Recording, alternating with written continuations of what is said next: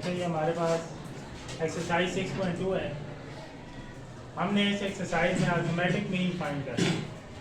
Arithmetic mean find करने के लिए हमारे पास दो मेथड होते हैं, एक डायरेक्ट मेथड है और एक दूसरा मेथड होता है इनडायरेक्ट मेथड। पहले हम डायरेक्ट मेथड से करेंगे।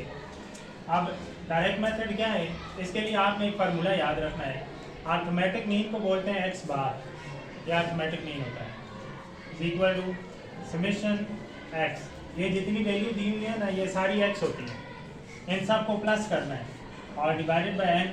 एन का मतलब इनकी तादाद है, कितने आए हुए हैं ये नंबर, उनकी तादाद गिन के उससे डिवाइड करना है आपने।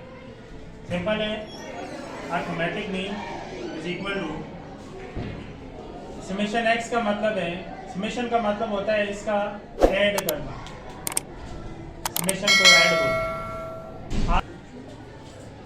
यहाँ पे समेशन का मतलब है ऐड करना। आपने ऐड करना है एक्स वाली वैल्यूज को, ये सारी एक्स वाली वैल्यू है जो क्वेश्चन दिया हुआ है। जस्ट आपने इनको प्लस करना है। मैं इन वैल्यू को लिख रहा हूँ 12 plus 14 plus 17 plus 20 plus 24 plus 29 plus 35 और प्लस 45। ये जितनी वैल्यू दी हुई है इन सब का सम निकालना है, इनको इकट्ठा करके प्लस करना है, इसको बोलते हैं समेशन। और डिवाइड में गिन लेना है वैल्यू कितनी है, 1 2 3 4 5 6 7 8, इनकी तादाद कितनी है, 8 है। आप इन सब को प्लस करेंगे, जब ये सारी वैल्यू प्लस होंगी तो आपके पास आएगा 196। 8 से आपने इसको डिवाइड करना है। जब आप इसको डिवाइड करेंगे 8 के साथ तो मेरे ख्याल में आपके पास आंसर आएगा 24.5। ये वाला इसका अर्थमेटिक मीन है। इसी क्वेश्चन में ना मैं यहाँ पे अब यही दोबारा इनडायरेक्ट मेथड से यही क्वेश्चन करता हूँ।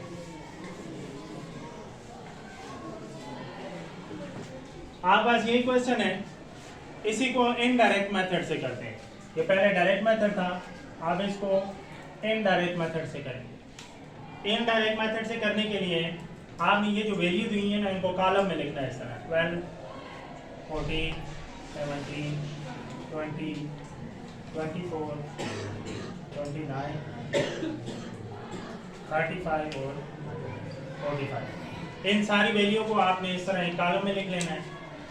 उसके बाद आपने एक फार्मूला याद रखना है इसके लिए कि जब आप अर्थमेटिक मीन फाइंड करेंगे इनडायरेक्ट मेथड से तो आपके पास एक ए होगा, उसको आपने प्लस करना है summation D divided by N.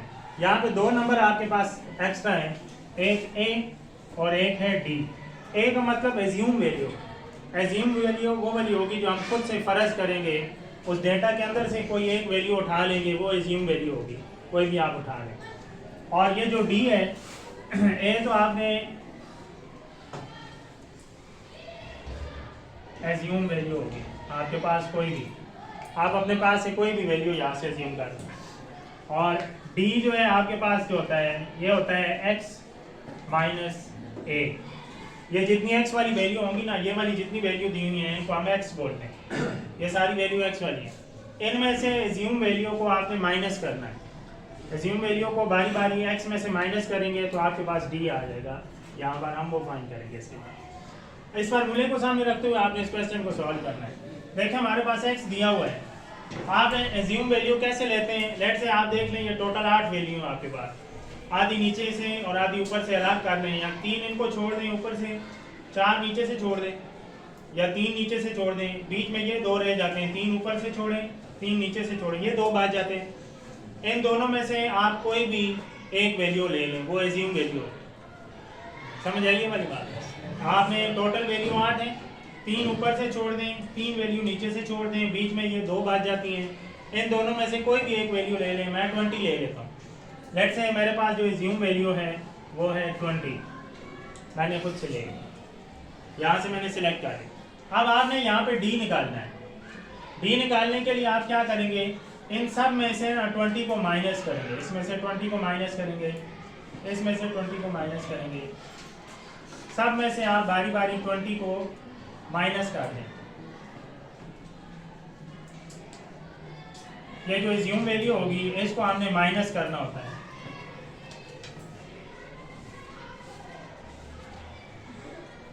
जब आप इसको माइनस करेंगे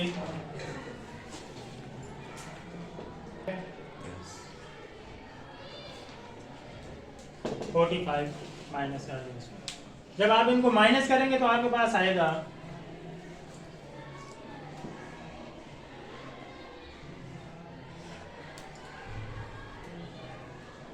ये जस्ट चेक कर लें आप, मैं इसको डायरेक्ट लिखता जा रहा हूँ माइनस करके।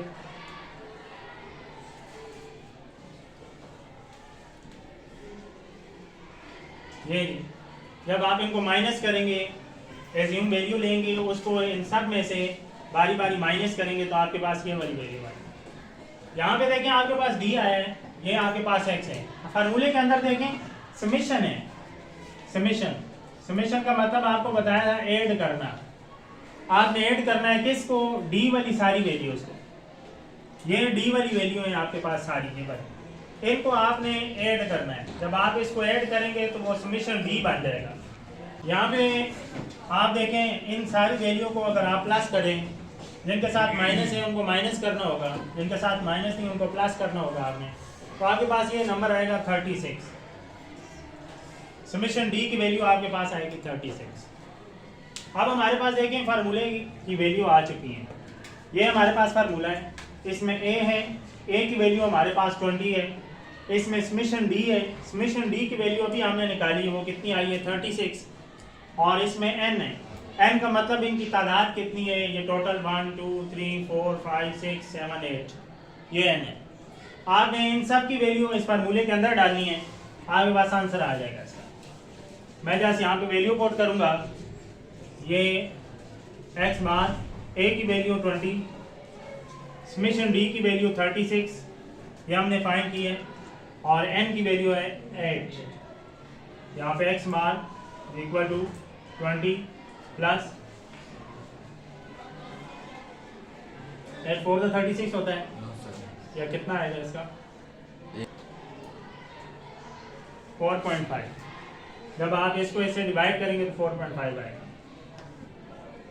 इन दोनों को प्लस करेंगे तो 24.5। ये अर्थमेटिक मीन है, लेकिन किस मेथड से? इनडायरेक्ट मेथड से आंसर है।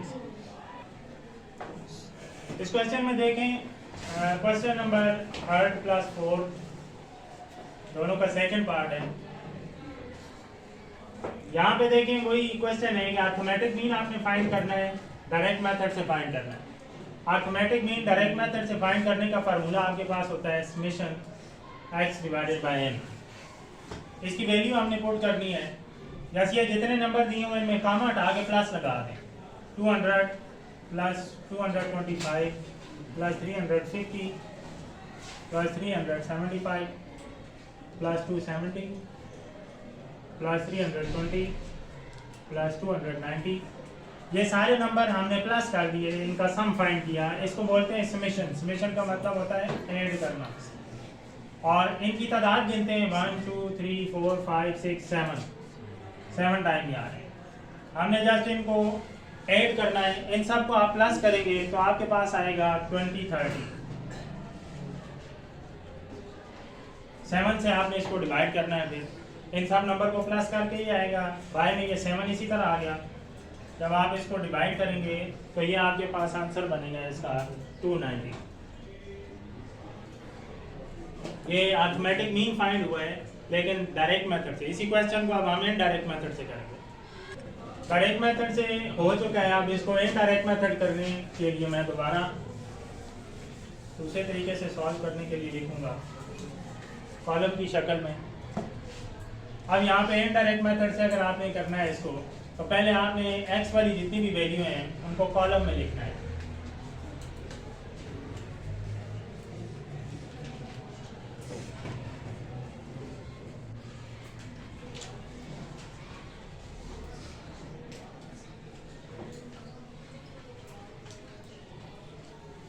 ये सारी वैल्यू हमने लिख ली एक कॉलम में।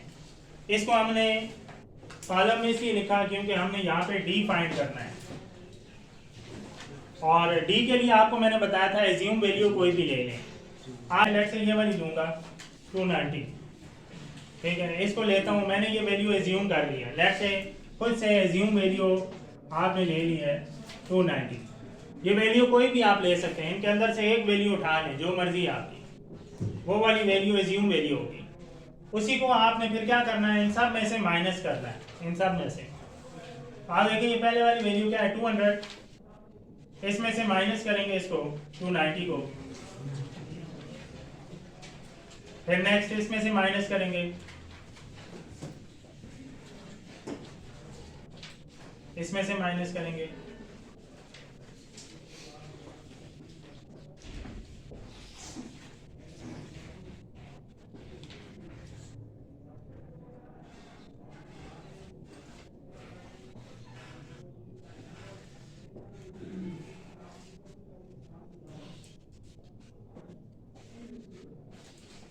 माइनस करने के बाद आपके पास जो वैल्यू आएंगी वो मैं लिख देता हूं।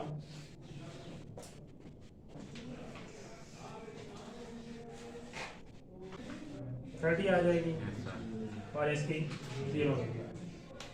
ये वाली सारी वैल्यू आपने इनको माइनस करके ऑब्टेन की, ठीक है। ये आपके पास डी आया है, लेकिन हमने डी को प्लस करना होता है, समेशन डी निकालना होता है, समेशन डी ये हमने निकालना होता है। इन सारी वैल्यूज को आप प्लस करेंगे तो आपके पास 0 आएगा। क्या ये जो वैल्यू है डी की, ये आपके पास 0 आएगा। उसके बाद आपने फार्मूला लगाना है, अर्थमेटिक मीन फाइंड करने का फार्मूला आपके पास डायरेक्ट मेथड से इनडायरेक्ट मेथड से ये वाला होता है। एज्यूम वैल्यू हमने ये लिखी हुई है 290, समेशन डी हमारे पास 0 है, एन की वैल्यू 7 है, 290। इसी तरह जब इन दोनों को आप डिवाइड करेंगे तो 0 आएगा, 290 प्लस 0 290 होगा। ये इसका अर्थमेटिक मेथड कौन सी मेथड से है, इनडायरेक्ट मेथड। अच्छा, इन क्वेश्चन में ना एज्यूम वैल्यू निकालने के लिए आप इसी तरह करें कि नंबरों को पहले तरतीब से लिख लें, तमाम नंबर जो दिए होंगे आप तरतीब से लिखने के बाद ऊपर और नीचे से नंबर अलहदा करें और दरमियान वाला जो नंबर है उसको चुन लें एज्यूम नंबर के तौर पर, तो फिर क्वेश्चन में मिस्टेक नहीं होगी। आप फिर ये वैल्यू जितनी भी हैं ये बिल्कुल ठीक एग्जैक्ट आएंगे। यहाँ पे आप देखें, अगर नंबरों को तरतीब दिया जाए तो ये 290 दरमियान में आ जाएगा। ऊपर से आप कुछ वैल्यू छोड़ो, कुछ नीचे से छोड़ो, तो 290 एक सेंट्रल वैल्यू है, दरमियान वाली है, मिडल वैल्यू। हमने 290 को पिक किया और इसको इन सब में से माइनस किया, तो इसलिए ये जो मिडिल वैल्यू है इसकी वजह से इन सबको प्लस करने के बाद आपके पास 0 आएगा। अगर आप कोई बड़ा नंबर ले लेते हैं तो आपके पास 0 नहीं आएगा इसमें। तो एज्यूम वैल्यू आपने दरमियान वाली कोई वैल्यू इनमें से सेलेक्ट करनी है।